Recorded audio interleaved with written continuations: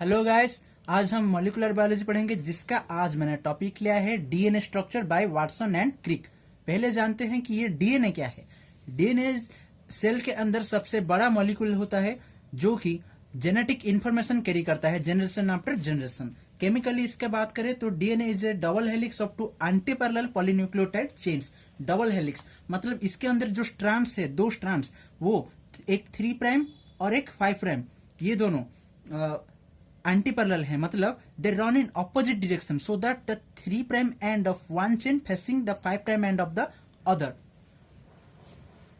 Each polynucleotide chain is a linear mixed polymer of 4 डीऑक्सीराइबोटाइड्स। 4 डीऑक्सीराइबोटाइड्स है, जैसे कि आप देख सकते हैं कि एक डीऑक्सी एडेनाइलेट, एक डीऑक्सी ग्वानाइलेट, एक डीऑक्सी साइटिडाइलेट एंड थाइमिडाइलेट। अब हम आते हैं Watson Crick model of DNA के बेसिस पर। इन 1953 जेडी वाटसन, जो कि एक अमेरिकन बायोलॉजिस्ट हैं, और एफएचसी क्रिक, जो कि एक ब्रिटिश फिजिसिस्ट थे, उन दोनों ने मिलकर 3D model of physiological DNA मतलब बीडीएनए रिप्रेजेंट किए थे। किसके आधार पर? X ray diffraction data of DNA obtained by Franklin and Wilkins.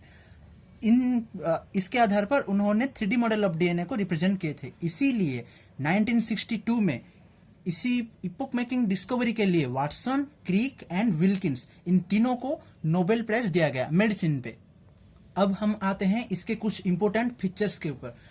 पहला, the DNA molecules consist of 2 polynucleotide chains और strands that spirally twisted around each other.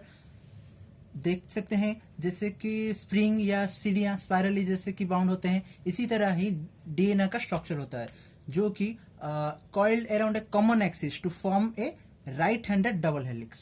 दूसरे की अगर हम बात करें तो मैं पहले ही बता चुका हूं कि ये एंटी पैरेलल है। तीसरा, the sugar phosphate backbones remains on the outside while the core of the helix contains the purines and pyrimidine bases. जो कि सुगर फॉस्फेट बैकबोन है, ये बाहर रहता है, और जो कोर ऑफ द हेलिक्स है ये प्यूरिन एंड पिरिमिडिन कंसिस्ट करता है। आप देख सकते हैं कि जो 2 स्ट्रैंड्स है इसके अंदर जो बेसेस है ये हाइड्रोजन बॉन्ड्स के आधार पर मतलब हेल्ड होते हैं। अब आते हैं मतलब मैं आपको ये वाला पहले बता दिया क्योंकि इसके बाद हम इस पॉइंट पे आएंगे। ये बेस पेयरिंग रूल फॉलो करता है, मतलब जब भी adenine always pairs with thymine and guanine also pairs with cytosine। और A और T के बीच में 2 हाइड्रोजन बॉन्ड रहते हैं और G और C के बीच में 3 हाइड्रोजन बॉन्ड रहते हैं। इसीलिए मैंने आपको ये वाला पॉइंट पहले बता दिया। अब आते हैं और एक पॉइंट पे। ये चार्जअप रूल फॉलो करता है, मतलब चार्जअप रूल्स मतलब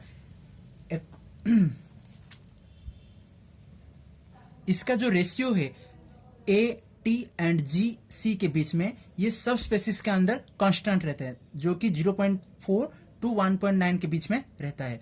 अब आते हैं इसका स्ट्रक्चर पर।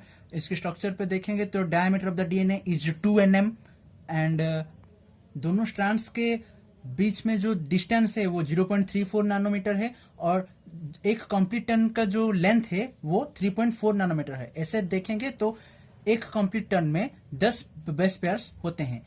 The DNA helix has a shallow groove called minor groove and a deep groove called major groove.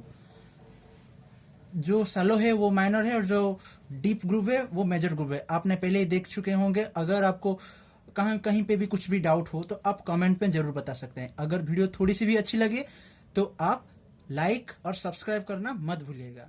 धन्यवाद।